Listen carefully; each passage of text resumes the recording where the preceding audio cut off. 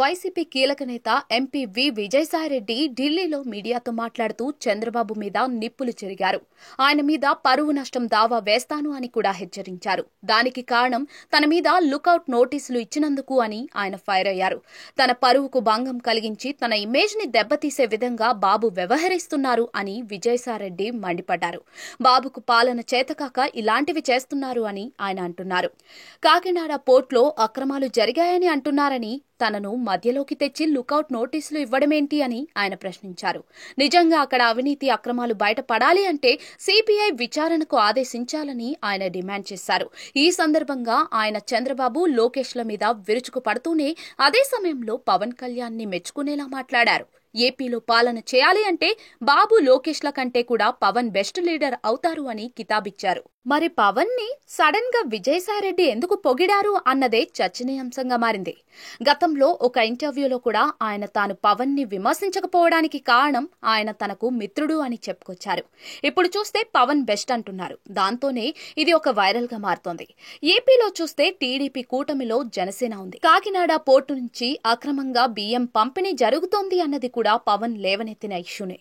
ఆయనే స్వయంగా సముద్రంలోకి వెళ్లి మరీ అక్కడ షిప్ ని తనిఖీ చేశారు. మరి పవన్ ఆ విధంగా ఈ విషయంలో సీరియస్ యాక్షన్ కోరుకున్నారు. టీడీపీ కూటమి ప్రభుత్వం కూడా దాని మీద ఫోకస్ పెట్టింది. ఇప్పుడు విజయసాయిరెడ్డి పవన్ బెస్ట్ అంటూ చంద్రబాబు మీద విమర్శలతో ఆడిపోసుకోవడం వెనుక ఏ వ్యూహం ఉందని అంటున్నారు.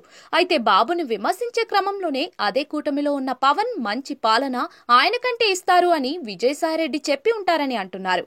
ఇక కొసమెరుపుగా తమ అధినేత జగన్ ఇంకా మంచి పాలన ఇస్తారని కూడా విజయసాయిరెడ్డి అన్న మాటను గుర్తు చేసుకుంటున్నారు. మొత్తానికి ఆయన అన్న మాటల్లో బాబు టీడీపీనే గట్టిగా టార్గెట్ చేశారని అంటున్నారు. మొత్తానికి విజయసాయిరెడ్డి నోటి వెంట పవన్ బెస్ట్ అన్న మాట రావడం మాత్రం రాజకీయంగా కొంత సంచలనంగానే ఉంది అని అంటున్నారు. వచ్చే వారంలో మీ పైన, చంద్రబాబు నాయుడు పైన, కేవీరావు పైన హైకోర్టులో డిఫమేషన్ కేసు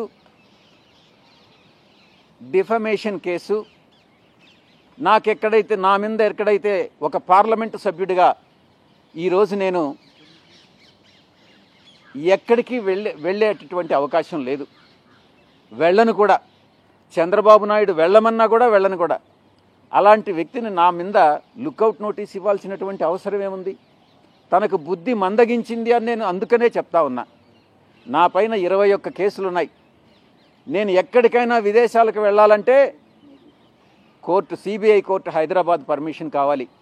కనీసం ఆ ఇంగిత జ్ఞానం అన్నా చంద్రబాబు నాయుడుకు లేకుండా లుకౌట్ నోటీస్ ఇవ్వడం అన్నటువంటిది, ఒక పార్లమెంటు సభ్యుడిగా, ఒక ప్రజాప్రతినిధినైనటువంటి నా మీద లుకౌట్ నోటీస్ ఇవ్వడం అన్నటువంటి దాంట్లో ఉద్దేశం చంద్రబాబు నాయుడు ఏంటి అన్నటువంటిది మీరు అర్థం చేసుకోవచ్చు.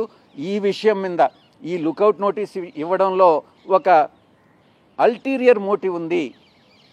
ఈ యొక్క దాన్ని నా యొక్క ఇమేజ్ని, నా యొక్క రెప్యుటేషన్ని దెబ్బతీసే దానికోసంగా ఇది జరిగింది అన్నటువంటి విషయాన్ని దృష్టిలో పెట్టుకొని అటు చంద్రబాబు నాయుడిని, అటు తప్పుడు కంప్లైంట్ ఇచ్చిన దానికోసంగా ఇటు కేవీరావు ఇద్దరి మీద కూడా నేను కోర్టులో దావా వేస్తున్నాను అన్నటువంటి విషయాన్ని మీకు తెలియజేస్తా ఉన్నా.